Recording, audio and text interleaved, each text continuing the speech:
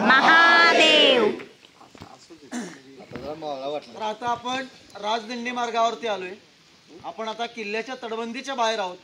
ही दिसते तटबंदी, याची आपण गडाच्या बाहेर साईडला आहोत. खाली दिसतो सगळा जांभा खडक, याच्यावरती किल्ला उभा राहिला. मग किल्ला 60 वर्षात उभा राहिला. आपण आता बघतोय राजदिंडी मार्ग. तुम्हाला इतिहास सांगितलं असं राजे गडावरती आले, सिद्धीचा वेढा पडला, राजे इथून बाहेर पडले, पावनखिंडी जाऊन राजे विशाळगडावरती पोहोचले. पण इतिहास तेवढा नाही. राजे या गडावरती येण्याच्या आधी कुठे होते? तर राजे पन्हागडावरती येण्याच्या आधी प्रतापगड किल्ला हा सातारा जिल्ह्यामध्ये येतो. त्या किल्ल्यावरती असताना राजांना वारंवार पत्र आणि वारंवार खलीत यायचे. ते म्हणजे जावळीच्या खोऱ्यामध्ये राहणारे जे जावळीचे मोरे, जे चंद्ररावजी मोरे म्हणलं जातं, राजांना वारंवार पत्र आणि वारंवार खलीते पाठवतात. हिंदुशाहीचे मराठाशाहीचे राजे आम्ही तुम्हाला राजा मानत नाही. असे राजांना जेव्हा वारंवार म्हटलं जातं, राजांनी त्यांची भेट घेतली. या जावळीमध्ये राहणारे जावळीचे मोरे आदिलशाहीची वतनदारी सांभाळत होते, आदिलशाहीची हुकूमत चालवत होते. तेव्हा स्वतःला राजा मानून घेत होते. आपल्या छत्रपती शिवरायांना राजा मानायचं नाही, आपल्या छत्रपती शिवरायांना राजा मानायचं नाही. राजांनी त्यांची भेट घेतली. तुम्ही जावळीमध्ये राहता, त्या जावळीच्या हिंदू लोकांच्यावरती तुम्ही कोणताही प्रेशर किंवा कोणताही दबाव टाकू नका. हे आपलेच लोक आहेत, तुम्ही पण हिंदू आहात. आपल्या लोकांना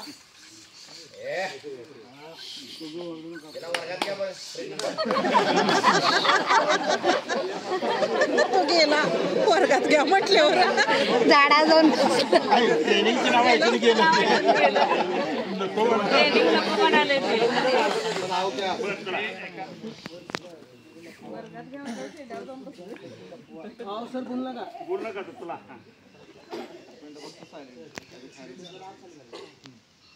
तर छत्रपती शिवरायांनी त्यांना वारंवार सांगितलं गेलं की बाबा तुम्ही या गरीब लोकांच्या वरती कोणत्याही गोष्टीचा अन्याय करू नका, कोणत्याही गोष्टी लादू नका. ते आपलं सैन्य पूर्णपणे ताकदीने त्या छत्रपती शिवरायांनी त्यांना जेव्हा सांगितलं, त्या राजांच्यावर त्यांनी उद्धटपणाचं बोलणं केलं. तुम्ही कोण? हिंदुशाहीचे मराठीशाहीचे राजा आम्ही तुम्हाला राजा मानत नाही. असे छत्रपती शिवरायांच्या उद्धटपणाचं बोलणं केलं. राजांच्या गोष्टी सहन झाल्या नाहीत. हे उद्धटपणाचं बोलणं केलं. राजांनी त्यांच्या हातून जावळी गाव हे जावळी किल्ला आपल्या ताब्यामध्ये घेतला. तर जावळीच्या मोऱ्यांना जावळी सोडावी लागली. त्यांच्याकडे आदिलशाहीचा दरबार पकडला. तर आदिलशाहची आई असते बडी बेगम, एकदम रागीट स्वभावाची असते. हिंदूमधून कोणतं राजा म्हणतोय, मग छत्रपती शिवा को राजा बननी से रोके, मग छत्रपती शिवरायांना राजा उद्यायचं नाही. मग जावळीच्या मोऱ्याने जे आदिलशाहची आई बडी बेगम हिला हुकूम किंवा विडा फरमाला गेला. त्या छत्रपती शिवरायांना पकडण्यासाठी विडा काढला. छत्रपती शिवा को कोण पकडलाय का? राजांना पकडण्यासाठी कोणी तयार होत नाही. त्यातून आदिलशाहीचा सरदार, त्या सरदाराचं नाव असतं अफजल खान, तो विडा उचलतो. तो म्हणतो छत्रपती शिवा को मैं पकड लावूंगा. राजांना पकडण्यासाठी आदिलशाहीकडून मोठा फौज पाठवण्याचा घेतला आणि प्रतापगडच्या दिशेला चालून निघाला. राजा प्रतापगड किल्ल्यावरती असतात. त्या राजांचे वडील काही कामानिमित्त आदिलशाहीकडे होते. राजांना आधीच कुणकुण भासवते. आपल्या दिशेने अफजल खान नावाचा व्यक्ती येतोय. राजांनी वारंवार जेव्हा जावळीच्या मोऱ्याने सांगितलं होतं तुम्ही स्वतःला राजा म्हणून घेऊ नका, जे आपले गोरगरीब लोक त्यांच्यावरती कोणत्याही गोष्टी अन्याय करू नका. तर राजांनी राजांच्या गोष्टी त्यांनी ऐकले नाहीत. म्हणून राजांना पकडण्यासाठी अफजल खानाला पाठवलं गेलं. अफजल खान आणि प्रतापगडाच्या पायथ्याशा, प्रतापगडापासून काही दूर अंतर असतं वाई. त्या वाई या गावात लपला. वाई हे गाव त्या अफजल खानासाठी नौखं नव्हतं. त्या गावाची त्याला माहिती होती. त्यामुळे तो तिथे लपला. आणि तिथून त्याचा वकील असतो कृष्णाजी भास्कर कोलकर नावाचा वकील असतो. त्याला सांगितलं शिवा प्रतापगड किले पर आहे, उधर जाके बोल दो अफजल खानचा बाप को मिलने के लिए आहे. प्रतापगडावरती निरोप गेला. राजे खान साहेब आले आणि तुम्हाला भेटीला प्रतापगडाच्या पायथ्याशी बोलवले. राजे म्हणाले आम्ही इतक्याला भेटीला येऊ शकत नाही. तर तुमच्या खानाला भेटायचं आहे, त्यांना गडावरती घेऊन या, आपण त्यांचा चांगला पाहुणचार करू. राजे खान साहेब इतक्या लांब नाही. मग सांगा तुमच्या खानाला, आम्ही पण तितक्या लांबू शकत नाही. राजांना खात्री होती दुश्मन चालून आलाय आणि तो त्याच्या मैदानामध्ये बोलवतोय, आपल्याला युद्धाला आमंत्रण देतोय. आपण इतक्या लांब गेलो तर आपण फसलो जाऊ. त्यामुळे दुश्मनाला इकडे येण्यासाठी भाग पाडायचा आहे. राजा म्हणाले आपण तितक्या लांब जायचं नाही, खानाला जवळ येण्यासाठी भाग पाडायचा आहे. मैदान आपलं पाहिजे तर दुश्मनावरती आक्रमण करता येऊ शकतं. राजांनी सांगितलं आम्ही तितक्या लांबू शकत तर तुमच्या खानाला बोलवा. राजे खान साहेब इतक्या लांब येणार नाहीत. मग सांगा तुमच्या खानाला छत्रपती शिवाजी राजे तुम्हाला तिकडे भेटीला येण्यासाठी घाबरतायत. असा तुमच्या खानाला तो खानाचा अहंकार वाढला. छत्रपती शिवा आमचं डरताय तो आम जाएंगे उसको मिलने के लिए. पण अफजल खान प्रतापगडाच्या पायथ्याशी येतो जावळीच्या जंगलामध्ये. राजांना हेच तर पाहिजे होतं. दुश्मन जितक्या जवळ चालून येईल तितकं आपल्याला आक्रमण करणं इझी जातं. पण राजाने त्याला गडाच्या पायथ्याशी बोलवला जावळीच्या जंगलामध्ये. राजांना कळलं आता अफजल खान गडाच्या पायथ्याशी येऊन थांबला गेला. राजे म्हणाले आपल्याला पण आता भेटीला जावं लागेल. आपण जर नकार दिला हा खान गडावरती मागे पुढे बघणार नाही गडावरती येण्यासाठी. राजे म्हणाले आपण याची पूर्ण माहिती काढला खान नेमका आलाय कशासाठी.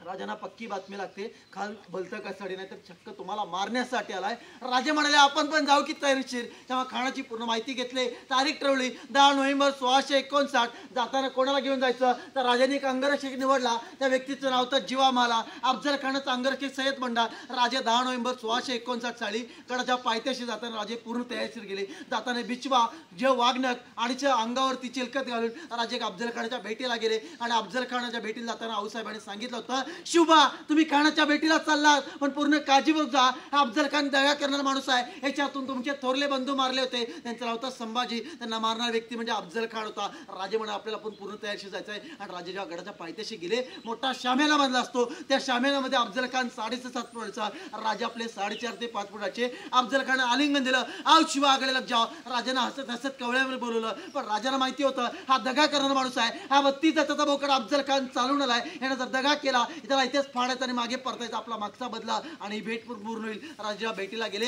अफजल खान आलिंगन दिलं आणि राजांना कवळ्यामध्ये घेतलं. राजानं गळा भेट केली आणि राजानं कवळ्यात दाबल्याने पाठीमध्ये खंजीर तवार केला. आणि त्याला राजांच्या सोबत दगाच करायचा होता म्हणून त्यानं पाठीमध्ये राजांच्या खंजीर मारलं. राजांना जाणवलं दगा आपल्यासोबत दगा झालाय. या खानाने भेटीला बोलून पाठीमध्ये खंजीर मारले. राजांनी त्या क्षणाला भिचवा काढला. अफजल खानच्या पोटामध्ये ढकलला. हातामध्ये अंगठ्या होत्या, त्यामुळे वाघनं घातलं. अफजल खानच्या पोटामध्ये हातामध्ये अंगठ्यावर वाघनं होतं. अफजल खानच्या पोटात घातलं आणि त्याचा कोता पडला. तर तो ओरडला, या अल्ला. अफजल खान जेव्हा ओरडला गेला तर त्याचा वकील होता कृष्णाजी भास्कर कुलकर्णी. यांना छत्रपती शिवरायांच्या दिशेने तलवार पेरवली. ती तलवार जल्ली जीवा मारली म्हणून म्हटलं आता होता जीवा म्हणून वाचला शिवा.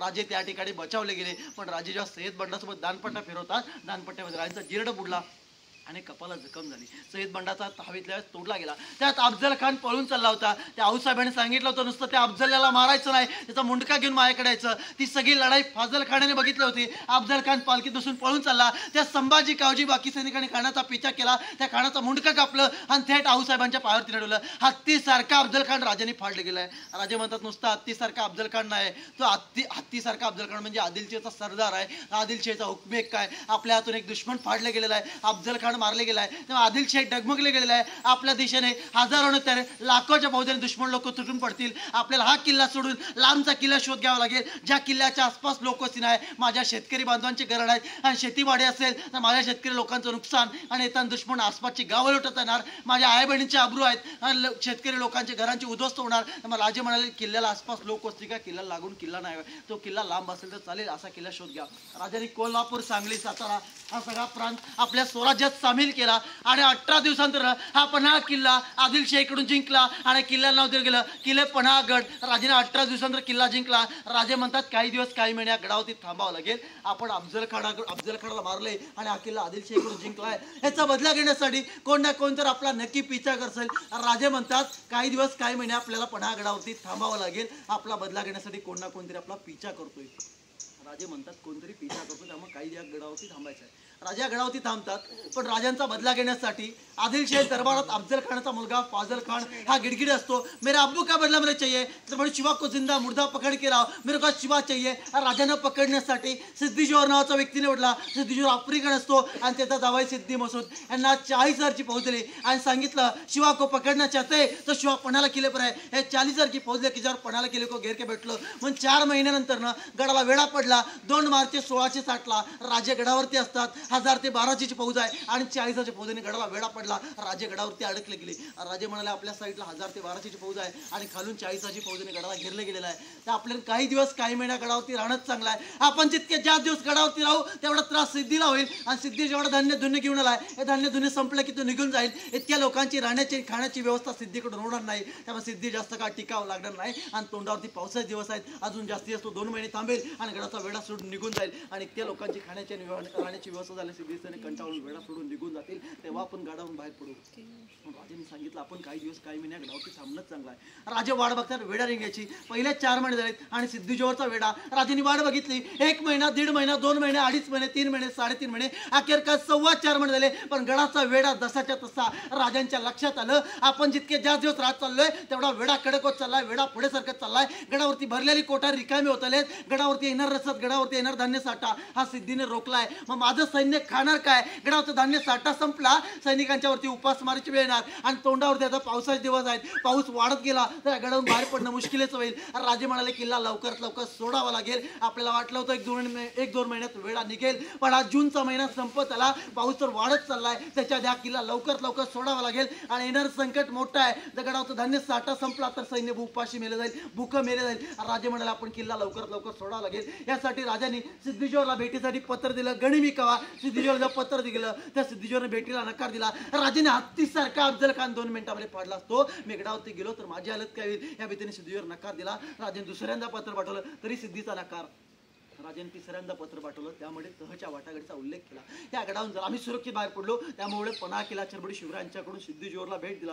सिद्धीला वाटतं राजांच्याकडून मला किल्ला मिळतोय, मग राजानंच गडाच्या पायथ्याशी बोलू. राजे पण पकडले जातील, आदिलशाहीकडे मोठी जहांगीर मिळेल आणि या बदल्यात अफजल खानाचा मुलगा फाजल खान शाबासकी देईल. त्यावर राजांना भेटीसाठी तयार झाला. राजाने त्यांना भेटीसाठी होकार दिला गेला. मी राजांना भेटीसाठी तयार आहोत. राजाने त्यावेळी तारीख ठरवली 12 जुलै 1660, वार्ता गुरुवार, आषाढी शुद्ध पौर्णिमा होती. ही तारीख ठरवली सिद्धेश्वरच्या भेटीला जाण्याची. पण राजांच्याकडे एक व्यक्ती, त्या व्यक्तीचं नाव होतं बहिरजी नाईक. हिंदवी स्वराज्याचा तिसरा डोळा. राजांसाठी वेगवेगळ्या वेशभूषा करणार, दुश्मनाच्या गमतीत राहणार आणि राजांना कानोकानी बातमी देणार. अहो राज, तुम्ही गडाच्या पायथ्याशी चालला, तुमचा जीव धोक्यात आहे, हजार माळे एका ठिकाणी मारले जातात, किल्ला आपल्या हातून जातोय. त्यामुळे राज, तुम्हाला गडावरून बाहेर पडायचं आहे, पण या सिद्धीकडे जायचं नाही. मला 2 दिवसाची मोहलत द्या, मी तुम्हाला सुरक्षित बाहेर घेऊन जाऊ. पण सिद्धीकडे गेला तुमचा जीव धोक्यात आहे, किल्ला आपल्या हातून जातोय, मावळे मारले जातात. राज, काही नाही, मला फक्त 2 दिवसाची मोहलत द्या. इतकी थांबलात, अजून 2 दिवस थांबू. त्या राजाने त्यांना 2 दिवसाची मोहलत दिली. त्या बहिरजी नायकाने त्यांना जंगलाचा खडतर रस्ता आणि या रोडचा अभ्यास घेतला, याची माहिती घेतली आणि राजाने सांगितलं,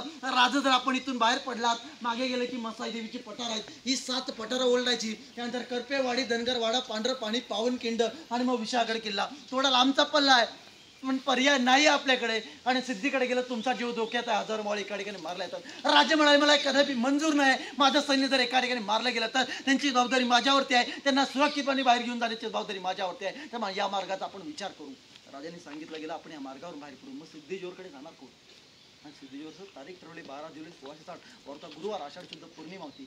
गडावरती येताना तुम्ही जो पहिला पुतळा बघितला असेल तो म्हणजे वीर शिवा काशीरांचा. त्या गडाच्या पायथ्याच्या गावात राहत होते. त्या गावाचं नाव होतं नेबापूर. नेबापूरच्या गावाचे राहणार रहिवासी शिवा नावी म्हणजे शिवा काशीद. यांना गडावरती आणलं किंवा तुम्ही राजांसारखा दिसता, जर का तुम्हाला आम्ही संधी देतोय त्यामुळे शिवाजी राजे म्हणून सिद्धीच्या भेटी जायची तर जाल का? तो म्हटला राजांसाठी माझा जीव गेला तरी चालेल. राजांसमोर स्वतः जीवाची काय पर्वा करायची आहे, माझा जीव हा सरसा देण्यासाठी तयार आहे. अशा वेळी राजांसमोर उभा केला तर राजांसारखेच कपडे, राजांसारखाच पोशाख चढवला गेला. आणि राजांसमोर उभा केल्यानंतर राजे म्हणाले, हे कोण? माझ्यासारखं दिसताना माझा आमच्याकल. राजांचं नाव आहे शिवा नावी म्हणजे शिवा काशीद. सिद्धी सैन्याला कुठे माहिती राजे कसे दिसतात? हे उभे तुमच्यासारखे दिसतात, यांना आपण प्रतिशिवाय सिद्धीकडे पाठवतो. राजे म्हणतात, शिवा तुम्ही दिसतात माझ्यासारखं, पण तुम्हाला माहिती आहे का तुम्ही दुश्मनाच्या कब्जात चाललात, तिथून जिवंत सुटका नाही. सिद्धी तुम्हाला तिकडे मारून टाकेल, तोडून टाकेल, पण जिवंत सोडणार नाही. तरी शिवा म्हणतात, राजा मी मेलो तर चालेल, माझा इतिहास 1000 साल चालत राहील, तुमच्या राजाला जगणं गरजेचं आहे. राजा म्हणतात, शिवा तुला या बदल्यात माझ्याकडून काय हवंय? तुझ्या घरच्या लोकांना काय उत्तर देऊन तू तिकडे गेला आणि मारला गेला, तो स्वतःचा जीव गमवून बसतोय, तुला या बदल्यात जागा, जमीन, सोनं, वतनदारी, पैसा अडका? राजा मला यातलं काहीच नको आहे, मी कोणत्याही गोष्टीसाठी तयार झालो नाही. मग सांग शिवा, ज्या ठिकाणी माझा जीव जाणार आहे इथे स्वतःचा जीव देण्यासाठी का निघालात? राजाने उत्तर दिलं, राज मी लहान तोंडी मोठा घास घेतोय. राज मी दिसतोय तुमच्यासारखा, पण जन्मात त्यांच्याकडे शिवाजी राजे नाव घेऊन जन्माला नाही, पण मरताना त्यांच्याकडे शिवाजी राजे नाव घेऊन मरू शकतो. मग डमी शिवाजी का असेना, मला 100 दिवसात राजाहून नाही जगायचं आहे, मला 1 दिवसात राजाहून मिळत चालेल. हीच माझ्यासाठी मोठी संधी आहे, हीच माझी मोठी संधी आहे. राजा माझी संधी हिरावू नका. मी मिलो तर माझा इतिहास 1000 साल चालत राहील. तुमच्यासारख्या राजाला जगणं गरजेचं आहे. हिंदू स्वराज्याला तुमच्या राजाची गरज आहे. 1000 मावळांचा जीव वाचणं गरजेचं आहे. राजा त्यामुळे तुम्ही गडावर बाहेर पडण्याची तयारी करा, निघण्याची तयारी करा. मी सिद्धीकडे जाऊन माझा वेळ घालवतो. अशा वेळी राजाने शाबासकी दिली. तर शिवा म्हणतात, राजा जेव्हा तुमचा कपडा अंगाला लावला त्यात तुम्ही शिवा नावी मेला आणि प्रतिशिवाय राहायचा झाला. माझ्या जीवाची पर्वा करू नका, तुम्ही गडावर बाहेर पडण्याची तयारी करा. तर त्याला पालखीत बसून पन्हा गडाचा फेरफटका मारण्यासाठी पाठवलं. आपले सुद्धा मावळे ओळखू शकत नाहीत, राजे कसे दिसतात ना. वाटलं राजे अलीम सलाम कुराली जे आपलं सैन्य ओळखू शकत नाही, सिद्धी सैन्य काय ओळखणार आहे? ठरल्याप्रमाणे त्यांना गडाच्या पायथ्याशी पाठवण्याचा निर्णय झाला. त्यांना ट्रेनिंग दिला, ते राजे चालतात कसं, बोलतात कसं, हे त्यांची तालीम ट्रेनिंग घेतला. तर राजेश चालतात कसं, बोलतात कसं शिकवण दिली गेली आणि ठरल्याप्रमाणे 12 जुलैला गडाच्या पायथ्याशी पाठवायचं आहे. राजाने युक्ती सुचते, तर 12 जुलैला शिवा काशीत पाठवले गेले आणि जर ते पकडले परत माझं सैन्य गडावरती अडकलं जाईल. मग राजाने 11 जुलैच्या रात्री हजारोची फौज जंगलाच्या वाटेने पुढे पाठवली आणि एकाच वेळी एवढं सैनिक घेऊन बाहेर पडू शकत नाही. सिद्धीला वाटलं राजांना आता पर्याय नाही. पर्याय असतो तर राजे केव्हाचे बाहेर पडले असते, एकीरच गडावरती थांबले नसते. राजांना माझ्याच कब्जामध्ये लागणार. मग त्याला आदिलशाह आधीच निरोप दिला, शिवा कुछ घंटों के बाद मेरे कब्जे में होगा. आणि 12 जुलै 1660 ला गडावरून 2 पालख्या सज्ज होतात. गडावरती मोजकं सैन्य, रायजी बांधल, कोयाजी बांधल, बाजीबी देशपांडे, फुलाजी देशपांडे, शिवा स्वतः राजे बहिर्जी नाईक आणि 50 ते 60 सैन्य. आणि 12 जुलैला 2 पालख्या सज्ज होतात. एका पालखीत राजे आणि दुसऱ्या पालखीत शिवा काशीद. गडावर दोन्ही पालख्यांची फेरफटका होते आणि एक पालखी शिवा काशीद यांची 50 ते 60 सैन्य गडाच्या पायथ्याशी गेली. ती पालखी सिद्धी सैन्याने रोखली गेली. त्यांना वाटलं राजे पकडले गेले. चारी बाजूला लागले, शिवा पकड गया, शिवा पकड गया. गडाचा वेढा कमकुवत होत चालला, सैन्य गाफील होत चाललं. आता राजे पकडलेत, आता वेढा कशासाठी? सिद्धी सैन्य गाफील झाला, गडीम गाफील आहे. ते आपल्या गडाच्या पायथ्याशी येणारे गुप्तहेर होते. त्यांनी राजांना बातमी पाठवले, अवर राज, तुमच्या पश्चिमे जायचा वेढा कमकुवत आहे, सैन्य गाफील आहे. पूर्व दिशेला शिवा काशीद पकडले, सिद्धी सैन्य गाफील आहे, गडीम गाफील आहे. पण दुसरी पालखी काढा आणि निघा, या संधीचा फायदा घ्या. राजाने त्यावेळेला दुसरी पालखी काढायला लागले. आणि सायंकाळच्या वेळेत राजे 12 जुलै 1660 वार तर गुरुवार, आषाढ शुद्ध पौर्णिमा होती. राजेच्या सिद्धी सैन्य गाफील आहे, तेव्हा राजे दुसरी पालखी काढून याच मार्गातून बाहेर पडतात. मागची 7 पठार ओलांडली, त्या म्हणतात पालखी सोडा का? आपल्याकडे तितका वेळ पुरेसा नाही, आपल्याला लांबचा पल्ला गाठायचा आहे, पालखी जाणं शक्य नाही. तर एखाद्या शिवा काशीत पकडले गेले, मारले गेले तर पाठलाग निश्चित होणार आहे. आपल्याला लांबचा पल्ला गाठायचा आहे, डोंगर दऱ्या पार करायचं, वरून धोधो पाऊस आहे, काळोखाच्या जंगल क्रॉस करून पुढे जायचं आहे. राजांनी त्या क्षणाला पालखी सोडली आणि आपल्या सैन्याला घेऊन राजे पायी जंगलाच्या वाटेने विशाळगड लागले. पण शिवा काशीद गडाच्या पायथ्याशी अडकले गेले. त्या सध्या हसू लागल्या, शिवा पकडे गया, शिवा पकडे गया. काही वेळा शिवा काशीद असतात, नवतुकी असलेलं काय, हे तो शिवाजी रचना कुछ देर के बाद मेरा से मारा जाएगा, हे किंवा रे, त्याला पण कळायला तयार नाही. पण काही वेळात अफजल खानाचा मुलगा अफजल खान देतो, तर शिवा किधर है, शिवा किधर है, मेरे अब्बू का बदला लेना है, हे शिवा है, हे शिवा नहीं हो सकता, हे किसको पकड़ के लाया है, मेरे को पूछ लो, शिवा दिखता कैसे और देखता कैसे है, शिवा को पहचानना है तो सर के ऊपर का टोप हटाओ. यहाँ पे नाखूने के देखो, जो सैयद बन्ना ने शिवा के सर पर गाँव किया था प्रतापगढ़ के नीचे, वो यहाँ पे नाखूने के देखो, नाखूने तो डमी है, हमारे साथ दगा हुआ है, शिवा किले पकडून तो भाग जाएगा. मग रागाच्या भरात शिवा कांजरीचं मारलं आणि शिवा काशीद पण जोराचे हसायला लागले. त्यांना कळालं माझा राजा केव्हाचा गडावरून बाहेर पडलाय. या फाजल खाना मला रोखले. त्या फाजल्याला सांगू, अरे फाजल्या, मी राजा नव, मी राजांचा दिसणारा शिवा नाही, म्हणजे शिवा काशीद, तुला मार असेल तर मारून टाक. रागाच्या भरात त्याला तिरेच मारलं आणि राजांचा पाठला करण्यास दिसेने गडावरती आलं. पण राजा गडावरती नाही. राजे गेले कुठे? राजे कोकणाच्या दिशेने विशाळगडला उतरले. राजांचा रातोरात पिछा चालू झाला. आपलं सैन्य 16 तास जंगलाचा प्रवास, धोधो पाऊस, गुडघाभर चिखल आणि जवळचे त्रास सहन करून पहाटेच्या वेळी आपलं सैन्य रात्रभर 16 तास जंगलाचा प्रवास, धोधो पाऊस, गुडघाभर चिखल आणि जवळचे त्रास सहन करून डोक्यामध्ये एकच गोष्ट, राजाला सुखरूप घेऊन जाणं गरजेचं आहे. गणिम कोणत्या क्षणी पिछा करत रात्रभर प्रवास करून सैन्य आपलं पहाटेच्या वेळेला पांढऱ्या पाण्यात पोहोचतं. आणि तिथून 4 ते 5 किलोमीटरवरती पावनखिंड, ज्या पावनखिंडीत पोहोचल्यानंतर ना राजांपेक्षा वयाने मोठे असणारे आपले बाजीबी देशपांडे राजांना सांगतात, राज आपल्याकडे फक्त 600 सैन्य आहे, मागचं सैन्य मागच राहिले, शिवा काशीद केव्हाचे मारले गेले असतील, रातोरात गणिम आपला पिछा करसल, त्यामुळे राजातलं 300 सैन्य घ्या, बांधल सेना घ्या आणि तुम्ही सरळ विशाळगड गाठा. 4 ते 5 हजार पल्ल्यावरती विशाळगड लागेल. विशाळगडावरती पोहोचला की तोपेंचे बात करा, तोपर्यंत येणारा गणिम, येणार शत्रू आम्ही या खिंडीत रोखून देऊ. राजा ऐकायला तयार नाहीत. माझ्या भावंडांना मधल्या वाटेत सोडून जाऊ कसं बाजी, तुम्ही माझ्यासोबत विशाळगड चला. राजाने सांगितलं गेलं तर राजा ऐकायला तयार नाही. बाजी सांगतात, राजे लाख मेले तर चालतील, लाखांचा पोचिंग जगत पाहिजे, तोपर्यंत विशाळगडच्या बुरुजावरून 5 रुपयाचे बारूडणार नाही, बाजी खिंडीतून कुठे जाणार नाही. आजच्या दिवशी आम्ही आमच्या राजाचा जीव वाचू शकत नसेल तर आमचा जीव काय कामाचा. राज तुम्ही निघा, गणिम पिछा करतोय, कोणत्या क्षणी गणिम पोचल. राजा जगलो वाचलो तर विशाळगडाची भेटू, आणि आज जर का मेलो तर आमचा राजा आमच्या मुलाबाळांना सांभाळा खंबीर आहे. राज आमच्या जीवाची पर्वा करू नका, निघा तुम्ही, गड सर करा. गडावरती पोचला की तोपेंच्या बात करा. राजा गणिम हाकेच्या अंतरावरती. राजांच्या डोळ्यातून पाण्याच्या धारा लागल्या. मावळे गणिम येतो, राजा निघा. आता राजांनी मावळ्याने गळाभेट केली आणि राजा 300 मावळे घेऊन विशाळगडच्या रस्त्याला लागले. पण जेव्हा बाजीबी देशपांडे 300 मावळे घेऊन पावनखिंडीत उभा राहतात, राजांसोबत कोयाजी बांधल आणि 300 सैन्य घेऊन राजांना विशाळगडला पाठवलं. बाजीबी देशपांडे 300 मावळे घेऊन पावनखिंडीत उभा राहिली. आपल्या मावळ्यांना सांगतात, आपण आपल्या राजाला शबूत दिलाय, आजच्या दिवशी आपण आपल्या राजाचा जीव वाचू शकत नसेल तर आपला जीव काय कामाचा. येणार गणिमला इथेच तोडा, इथेच मारा, इथेच अडवा करा, एकेकाच्या रक्ताचे वाढवा, एकेकाचे तुकडे उडवा, पण या खिंडीतून मागच सरायचं नाही. तुम्हाला लढायचं का मरायचं आहे तुम्ही ठरवा. आपलं युद्ध आपल्या ताकदीशी आहे. आज जर आपण आपल्या राजाचा जीव वाचू शकत नसाल तर आपला जीव काय कामाचा. आपल्याला या किंडीमध्ये आपला जीव गमवला तरी चालेल, राजासाठी समोर स्वतः जीवाची पर्वा करायची नाही. रागात जरी सांडला, स्वतः जीव जरी गमवला, हर एका सैन्याचं नाव या पावनखिंडीच्या दगडावरती कायमची कोरली जातील. पण या किंडीतून माग सरायचं नाही. आपल्या जातीसाठी, मातीसाठी, धर्मासाठी, स्वराज्यासाठी, रयतेसाठी आणि राजासाठी, आपल्या मुलाबाळांसाठी लढायचं आहे. जीव गमवला तरी चालेल. मला माहिती आहे तुम्ही सगळे थकलात, पोटात अन्न पाणी नाही, पण राजाला आपण शब्द शबूत दिलाय.